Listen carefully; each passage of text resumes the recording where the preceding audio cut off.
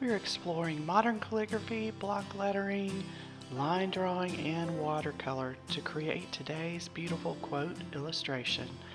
I'm Debora Exum. Thanks so much for joining me today. There was lots of behind-the-scenes practice before I made the final project, including layout. Did I want to curve the words on the arc or keep them straight? How closely spaced should that center line be? I tried several options before deciding. And then, before we hit it with a pen, we drew lots of guidelines and drew it very carefully in pencil to make sure everything was just right. And I did ultimately decide to keep the quote on a straight line rather than trying to make it go with the curve of the painted background paper. And then I drew in this big, fully opened rose. I thought it was a great example of a beautiful destination. And first I drew it in with pencil, and then I took my Micron fine liner and went over all the lines so it would really stand out on the page.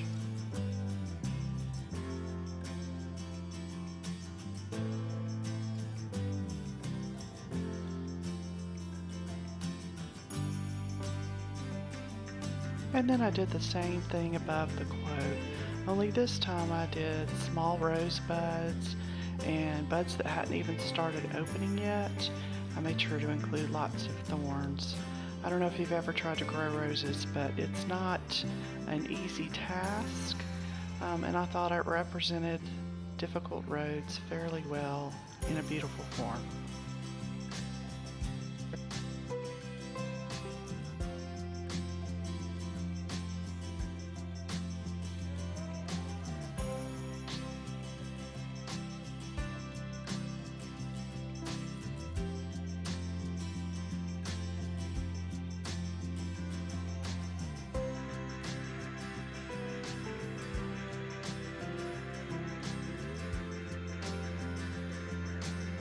And then I went ahead and drew in those block letters.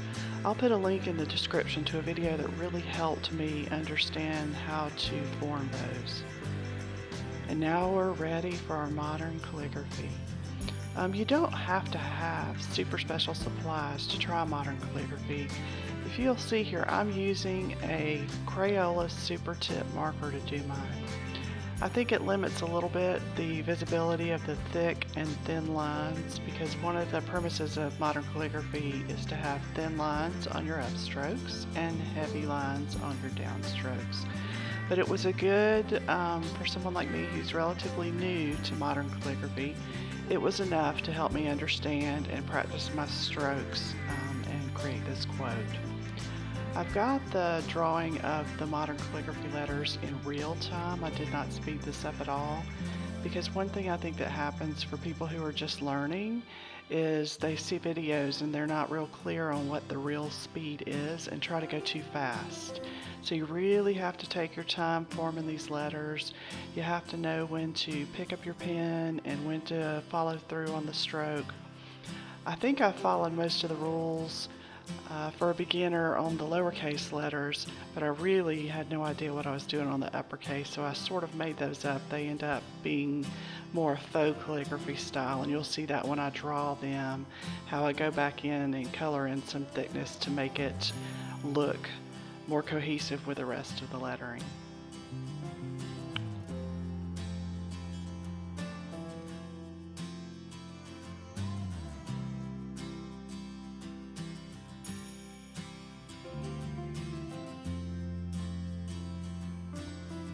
And I cut out the recording of drawing the D in difficult because it was halfway on the camera and it was really frustrating to watch. So you'll see the finished D in just a little bit when I move down to the second line. So here we go with roads.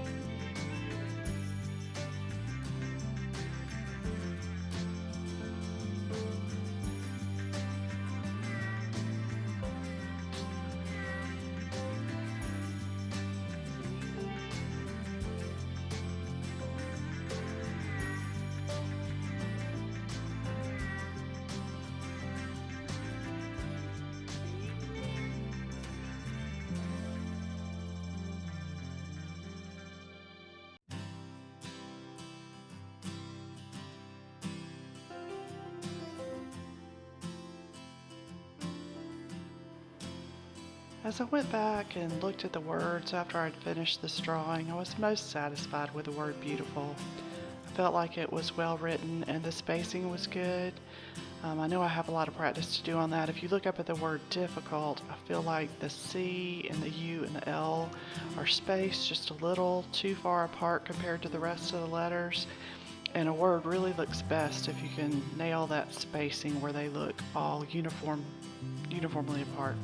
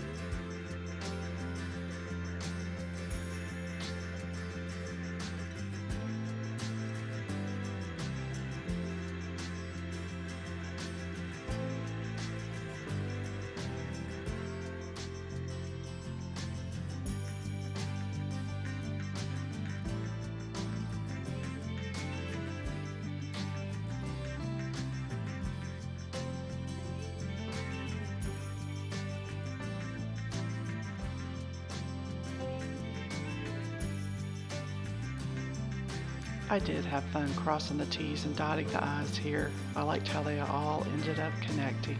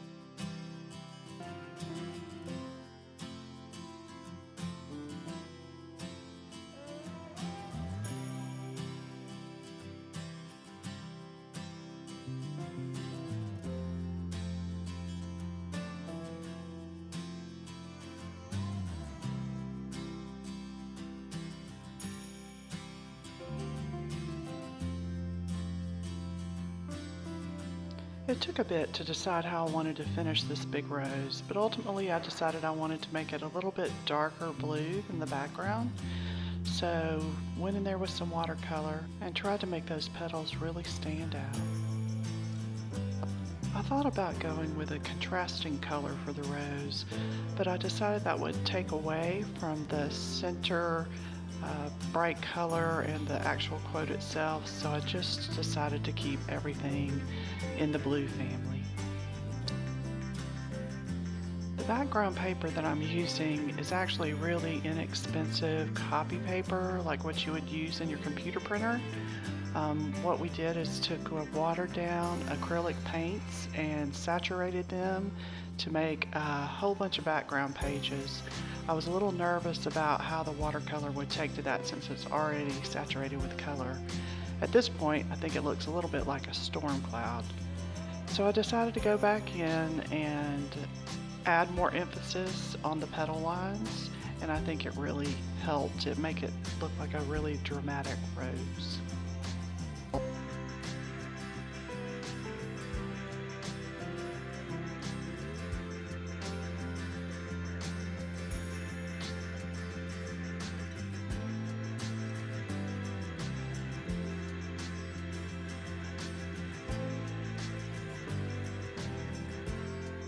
And now to add some watercolor to the top section of the picture, I went with some green here, a little bit of brown, and then blue to highlight those buds.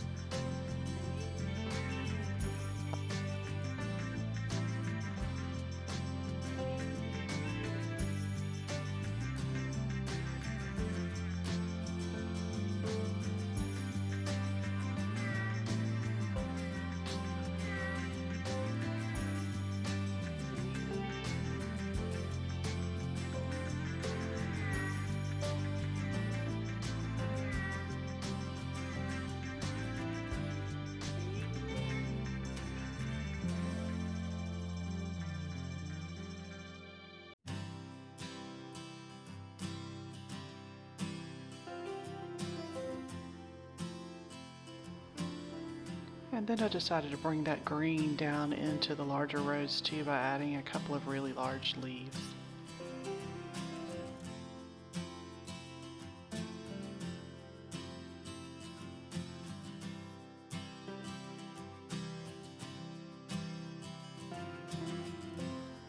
And then we need to go back in and emphasize those line details that were painted over to make them really stand out for the leaf veins.